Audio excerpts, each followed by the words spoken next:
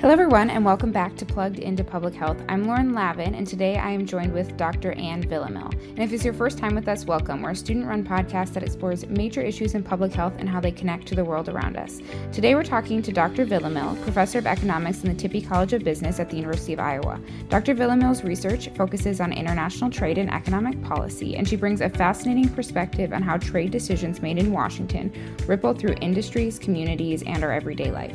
In part one of this two-part conversation, Dr. Villamil walks us through the history of trade policy in the U.S., how institutions like the World Bank and the World Trade Organization came to be, and how tariffs have shaped global relationships and domestic industries. Be sure to tune in next week for part two when we take a deeper look at tariffs in the U.S. and what they really mean for consumers, businesses, and the economy as a whole. So let's get plugged into public health. Plugged Into Public Health is produced and edited by the students of the University of Iowa College of Public Health, and the views and opinions expressed in this podcast are solely those of the student hosts, guests, and contributors. They do not necessarily reflect the views or opinions of the University of Iowa or the College of Public Health. Thank you, Dr. Villamil, for joining me on the podcast today. I appreciate you taking time to chat. Could you start by introducing yourself and sharing what drew you to study international trade and economics? Yes, it's a great pleasure to be here. So thank you for the invitation. My name is Villamil. I'm a professor of economics in the Tippie College of Business. I grew up originally in the Hudson Valley in New York. I was an undergraduate at the University of Rochester, which is in upstate New York.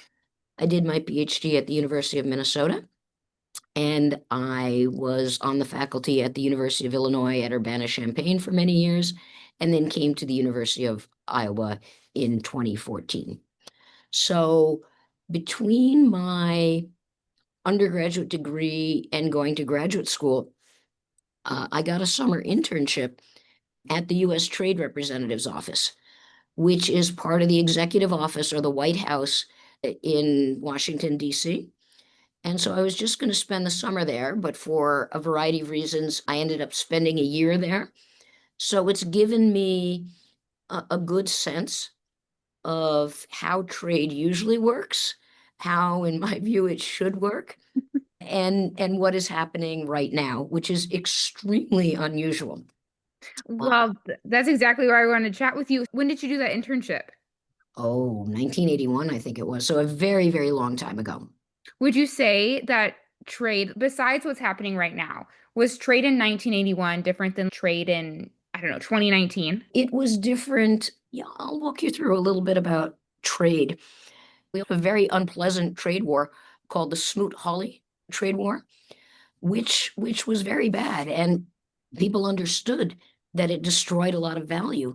And so some of what happened was it was related to the Midwest, and trade wars get started. And this happened with Smoot-Hawley in the 30s, when people say, oh, negotiations aren't going well, let's shoot a shot across the bow of this other country, and it'll be very, very limited. We're just trying to get their attention. And that spiraled into a very, very big trade war. And so economists, like any profession, tend to have different views on things.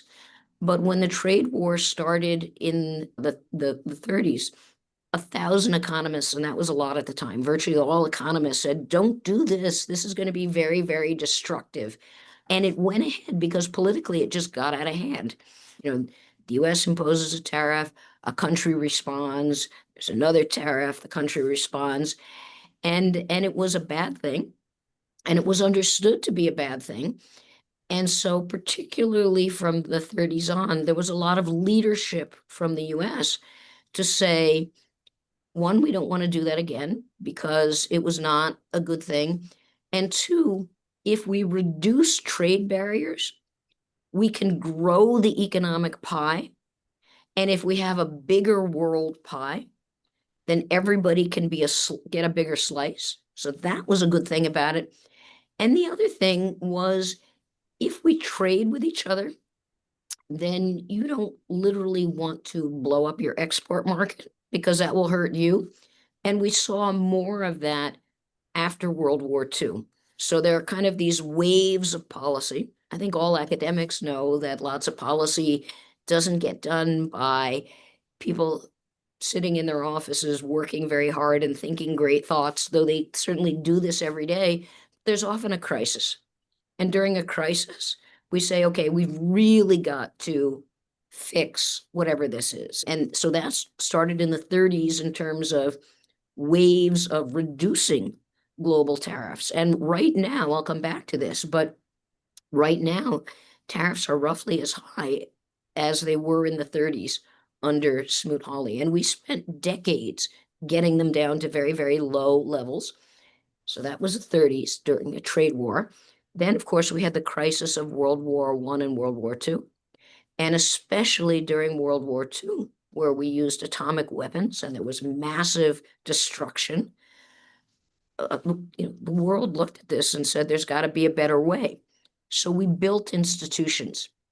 And the US was very influential in building three institutions. The first was the UN, which I think we all look at and say doesn't work so well. But we built economic institutions, the World Bank and the International Monetary Fund, because there was a great understanding that part of the roots of World War I and World War II were economic. And the World Bank was designed to deal with long-term reconstruction and development. Because again, if countries are prospering economically, they are less likely to want to like literally blow up the world. So that was another Right. wave. And then there were periods, the 50s were sometimes the 50s, 60s, and 70s were referred as golden periods in the US because it was post-war and we had a lot of economic growth. And then in the 80s, which was actually when I worked in DC, there was a sense, this is a long time ago, so that I was actually there for the changeover of the Jimmy Carter and the Ronald Reagan administrations. Wow. And so that was very, very interesting to see. And so there was still a sense of trying to grow the economic pie. That was a good thing. And then, I went to graduate school. But working for the US Trade Representative's Office was a very, very interesting experience because I saw firsthand, it's a small office. It's part of the executive office, in other words, the White House. And actually what it does is oversee many other offices because trade is actually very complex.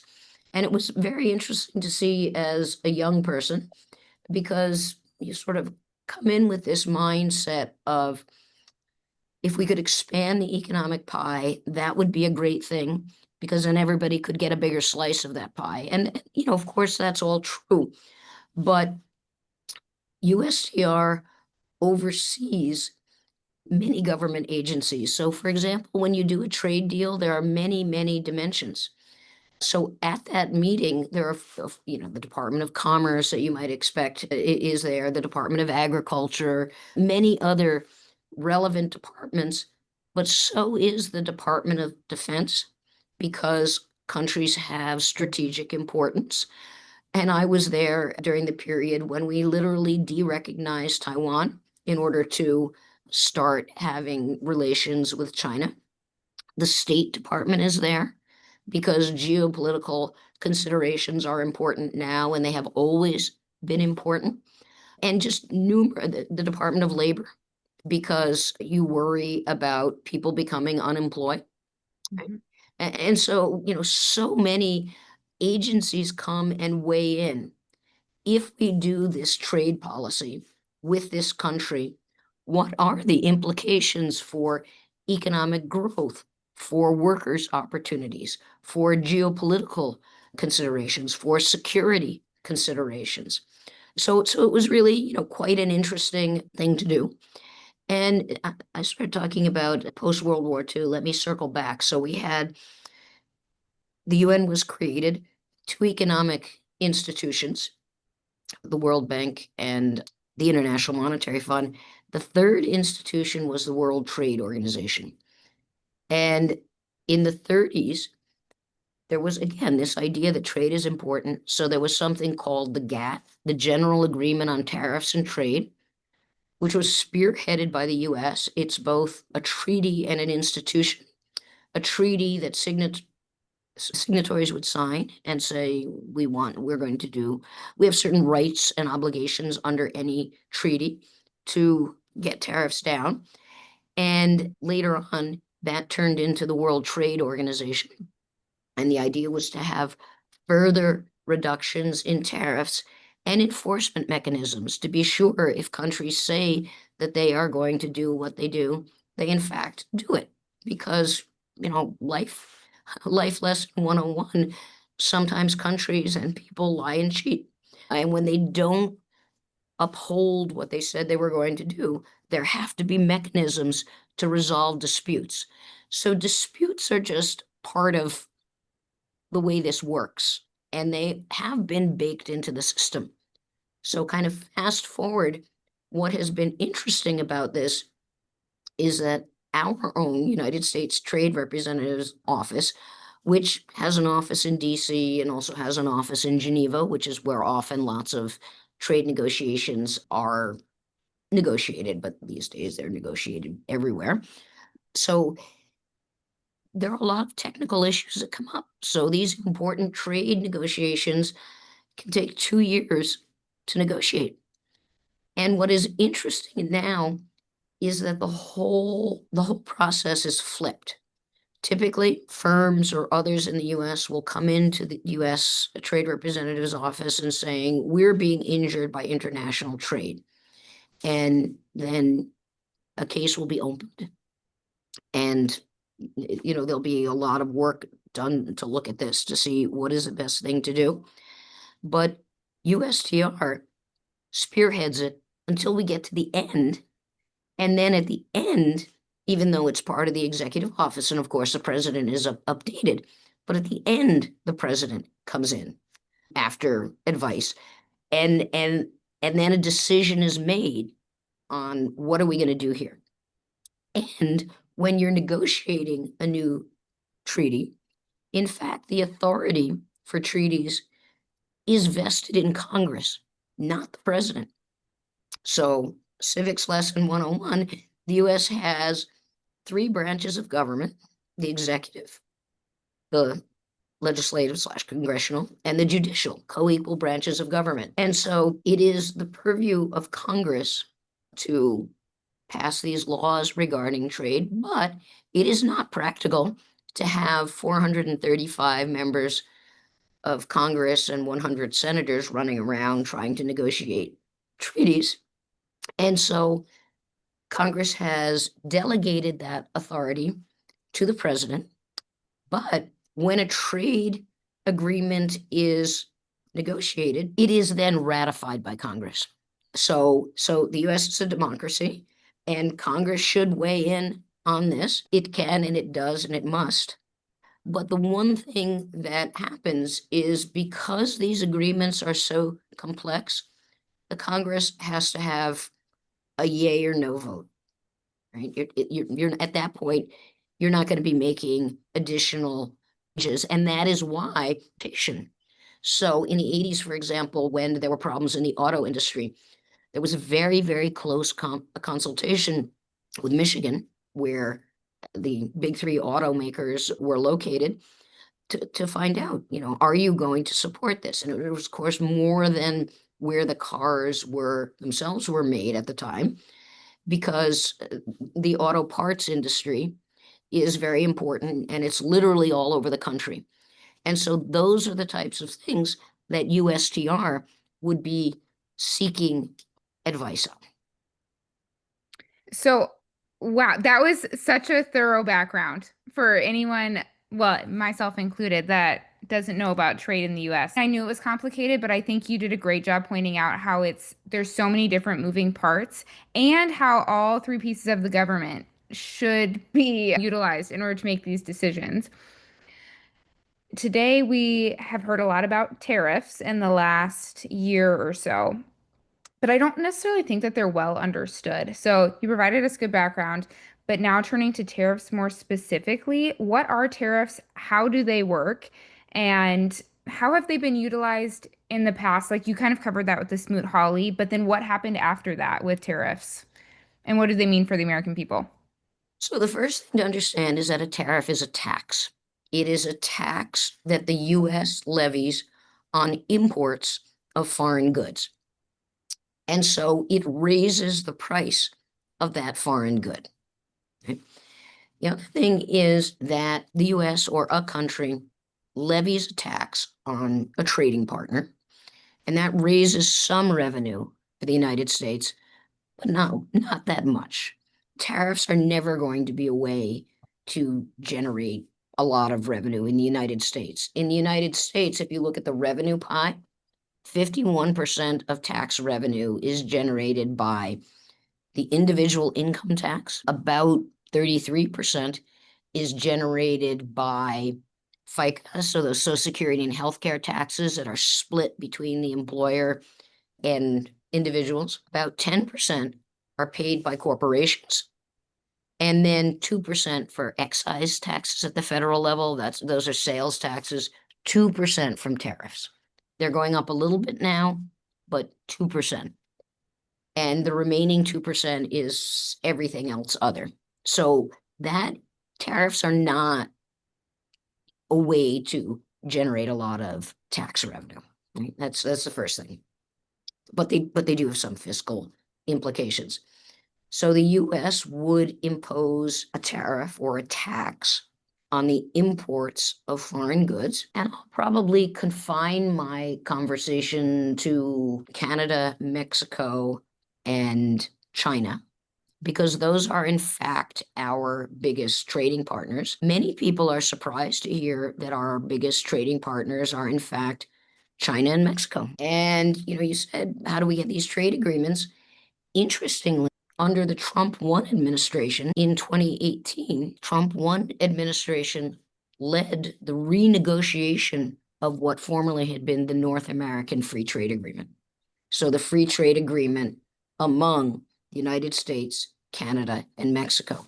2018, under the Trump administration, and negotiated under the auspices of USTR. Within that, did they dramatically change NAFTA at that time? So the world is a very, very dynamic place, and things change. And so periodically you have to update treaties. Mm-hmm. So there were certain changes that were made. My main point in raising this is 2018 is one, not that long ago, and two, negotiated by the Trump administration, and three, we talked to each other then and we negotiated. What is very different this time is this very aggressive Freedom Day is here, country X, you're getting this percentage, a tariff. And if you object to it, I'm going to raise it. Right? That is not the way that things typically happen. And particularly with Canada and Mexico. With Mexico, there have been issues of drugs and fentanyl and immigration issues. Canada is our peaceful northern neighbor that we don't have drug problems with. In fact, there are two parts of trades in goods and trades in services. And so one of the statements of the Trump administration was that we have a trade deficit with Canada. If you look only at the narrow measure of goods, it's a true statement. If you look at goods and services are things that the US is particularly good at: financial insurance services, the entertainment industry, software, really good paying types of jobs. We actually have not a trade deficit, a trade surplus with Canada. So we send them more than we get from them. So just that is kind of an interesting fact. Although what many economists would say, and I agree with this position, is there's no need to be sending back and forth exactly the same amount of goods and services. And so a good example of that is the US auto industry. That has become very integrated among the United States, Mexico, and Canada. And that's a good thing, because Canada in particular, most of Canada is within 100 miles of the US border. And we have great infrastructure, bridges and tunnel. And again, we are very peaceful and generally cooperative nation. So it has been a good thing to have these imports and exports. And again, with Mexico, there have been problems with regard to immigration, with regard to drugs, and those certainly needed to be addressed. But it remains interesting to me that we still don't have an agreement with Canada on an agreement that was written largely by, I mean, obviously by the three countries, but spearheaded by the Trump administration as recently as 20. Yeah. So I have two follow-ups. First one, a lot of the rhetoric, especially when tariffs were first being proposed, was that the American people wouldn't pay for the tariff, that it was someone else going to pay for that. Can you clarify who's paying for a tariff when we institute them as, Americans? So that is a great question. And I can clarify the concept, but I can't tell you the outcome yet because Okay. it's too soon. Okay. So the concept is, I don't want to get too wonky here, but a tariff is a tax. And the economic concept is who bears the incidence of that tax, which means what you just asked me, who pays for it? And there are three possible parties. The first is that the country that is exporting to the United States could say, for good reasons, this is a very important relationship, and I think maybe things are unusual now. I am just going to eat that tariff because I want to preserve this relationship. A more nefarious view would be, I'm going to eat this temporarily, but maybe I am going to do things which is going to hurt American producers. Those guys will get knocked out, and then later on I'll come in and do things. So it is true that countries that we trade with do, as I said at the outset, lie and not enforce. And I mean, this is human nature and it happens. And that's why every country has an entity like the US's USTR to make sure that, so you might have to initially negotiate a treaty, but even if you've negotiated a treaty, to make sure that all parties' rights and obligations under that treaty are enforced. That is a big deal. Okay. So the country itself, in principle, could eat the tariff. The second thing is that a foreign country is exporting to a producer. The producer itself could say, a US producer, a US firm could say, I'm not happy, but I'm going to eat this tariff. Now, some companies right now are saying this. We really need this, and it's raising our costs. We have no alternative if we really need this input, but to pay that. And then the third entity that could bear the burden of this tariff is consumers. And so that's known as the incidence. Is it the exporting country, the importing US producer, or is it the end consumer? In principle, all three could take a part of it. One could pay all of it. And we need data to know who is bearing the incidence, as it is called. Now, I can tell you in general, it takes about 6 months until we start seeing effects. And that's for a lot of reasons. Some of it is simple. The tariff is raised on a particular product, and I'm in the US, and either I'm a firm or I'm a consumer, and I have that product in my inventory, right? If I'm a firm, it could be if I like Canadian maple syrup, I have it in my pantry.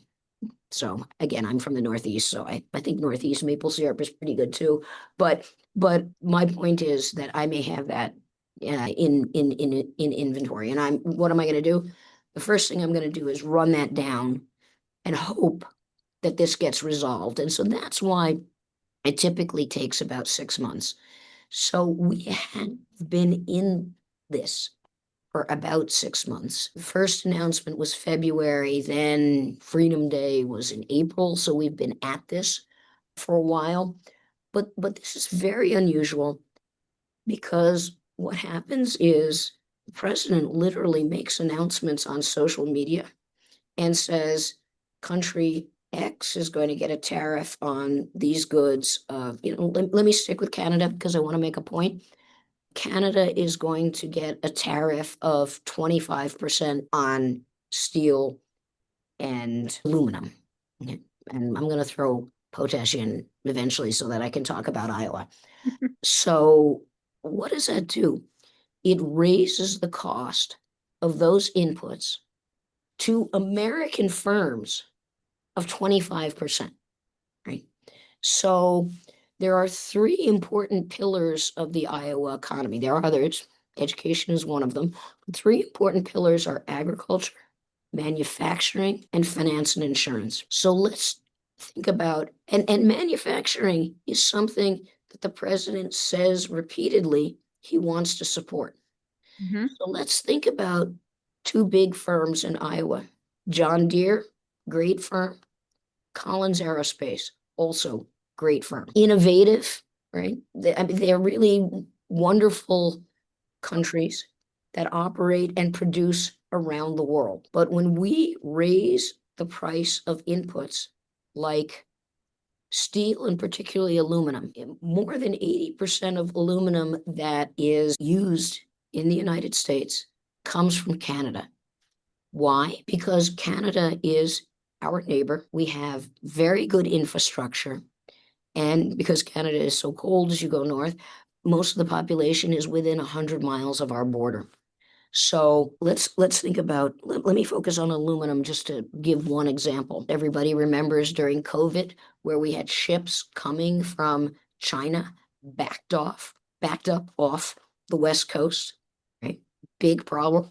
So close, good infrastructure, roads, bridges, free trade area. So there are no delays in getting things into the country. And this is part of what trade is about. Why does Canada produce a lot of aluminum? Because Canada has a lot of hydropower, and producing aluminum is a very energy intensive activity. So Canada has what's known as a comparative advantage in producing that product. It can produce that product more cheaply than other countries, and the transaction cost to come into the US is close. It is low because Canada is our neighbor and all of that, good bridges and roads and systems set up to get it in at a good price and efficiently. So that's why we do it. And all of a sudden, American firms, and let's stick with Iowa firms, John Deere and Collins, have an increase of this particular input of 25%. And so the question we're asking here is then, what happens? What do John Deere and Collins do when they have this increase in their input prices? So they're going to do two things. First, they're going to try and, they're going to hope, oh, we hope this gets better. And because it's been this ebb and flow on days when, oh, we said we were going to have a tariff, now we're going to take it off. There's going to be a big rush to bring things in when the tariff is off. So that part of it is easy to understand. But they're going to do two things. They're going to say, we could pass this on to our customers, and that's where prices would go up. They could also say, maybe we could get more efficient by cutting some of our other input costs, like labor, because labor is an input. And maybe we should buy some John Deere, we should build some John Deere equipment in Mexico, which has lower labor costs. So that's my point, where the incidence takes some time to work out. So we're going to need more data to look at this. But we're not getting the stated goal, which is to encourage US manufacturing. Why?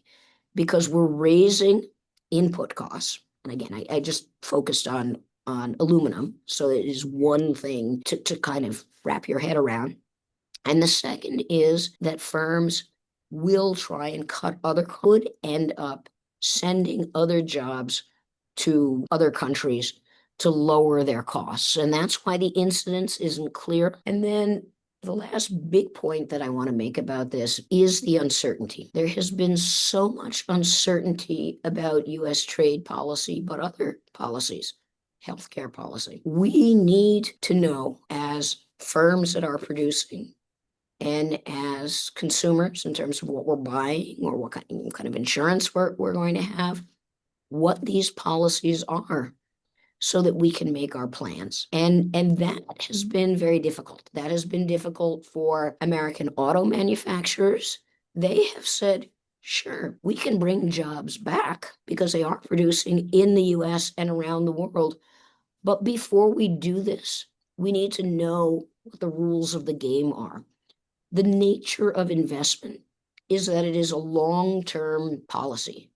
I invest today, and it may take me 2 years, 3 years, 5 years to have my plant up and running. So I need to know what the policies are going to be, and that there is going to be stability in these policies. And that's why the tariff is this number. Oh, no, we're not doing it. We're going to wait 30 days or 60 days or 90 days. Now we're doing it again. That is a very big problem, because it makes it difficult for any firm to undertake long-term investment program.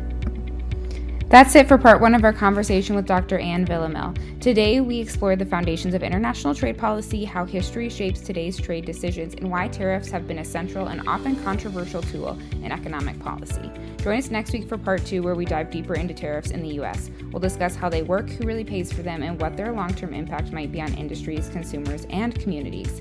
This episode was hosted and written by Lauren Lavin and edited and produced by Lauren Lavin. You can learn more about the University of Iowa College of Public Health on Facebook. Our podcast is available on Spotify, Apple Podcasts, and SoundCloud. If you enjoyed this episode, please share it with your friends, colleagues, or anyone interested in how economics and policy shape public health. Have a suggestion for our future topic? You can reach us at cph-gradambassador@uiowa.edu. This episode is brought to you by the University of Iowa College of Public Health. Until next week, stay healthy, stay curious, and take care.